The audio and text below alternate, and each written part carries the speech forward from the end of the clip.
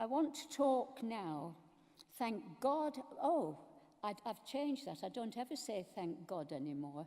I'm supposed to say thank the cosmos for David Hinton, the author of this book, The Blazing Scholar. And I think the best thing I can do, first to start with, is to quote a poem from the book. So I will.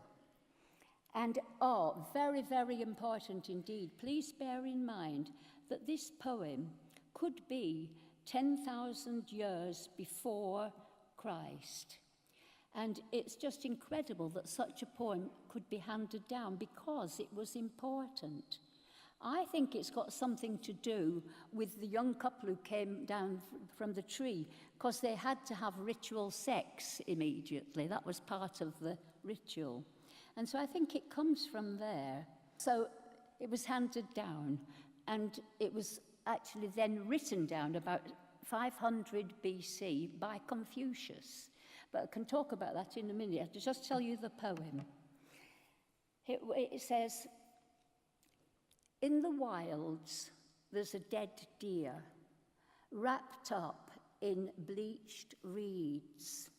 And there's a girl, feeling spring as her fair love brings her on.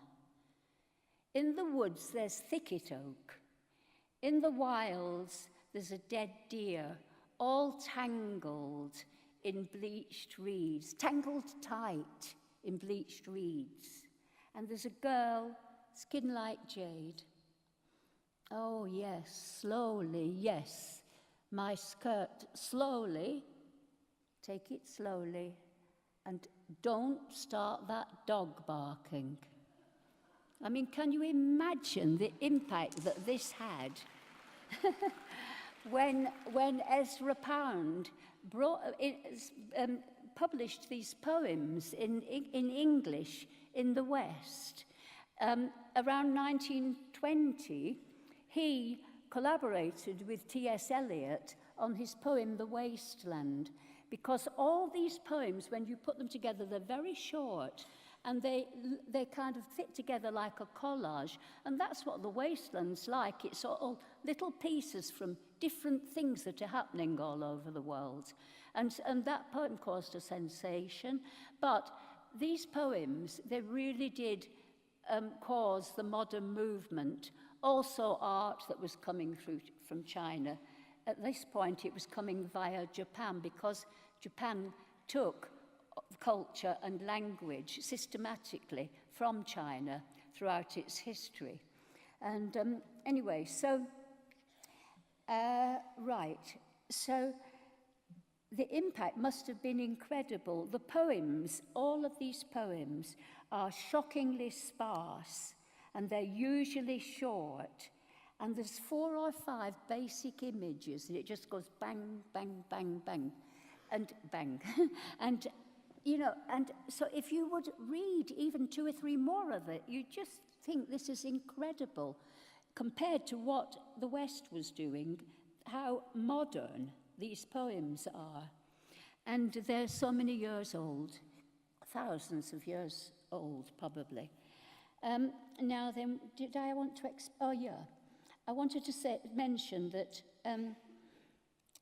the ancient wisdom tradition that derived from the Old Stone Age and the worship of the Earth Mother, it was still there, underlying all this. And at this point, and so some of the songs, there were sung as well. They were sung with an instrument, the qi, in China. And obviously they were recited at festivals and things as well. So the poems, all of them, some of them were these shamanistic ones, some were the ones from the ritual, like the one with the girl I've just mentioned. And they were all from, you know, the poor people who were illiterate. And not quite all, perhaps. But anyway, so Confucius wrote, before 500, to a couple of hundred years, scholars had been collecting these poems, and Confucius edited them. He selected 300 from 3,000 and put them together in a book of song called the Book of Songs. And this is how these poems came down to us. At the same time, or a generation earlier, the poems, the Tao was published. The Tao is a collection of poems, maybe 150 poems. It doesn't seem there are very many, in a small scroll.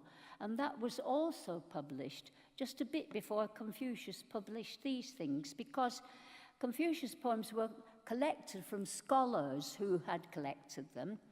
And the Tao songs were, the Tao poems were put together by what you call sage masters, because at this point in time, this is really important.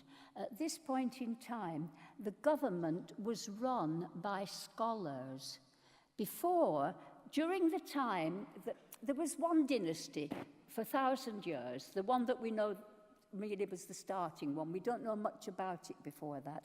It was for 1,000 years. It stopped around 1,100 BC. It was over, it collapsed. And during that time, those kings were from the divine right of kings. They claimed their authority to rule from a sky god that was their ancestor, that went right through from the, they were all descended from the ancestor. And obviously the ancestor was supposed to be one of these people that was killed in this primitive ritual. Right, so, but by the time that Confucius collected the poems, the old, well, it's not a religion, we don't know what it was, but anyway, it's the one from 50,000 years BC from the Old Stone Age, and it came down in the form of the Tao.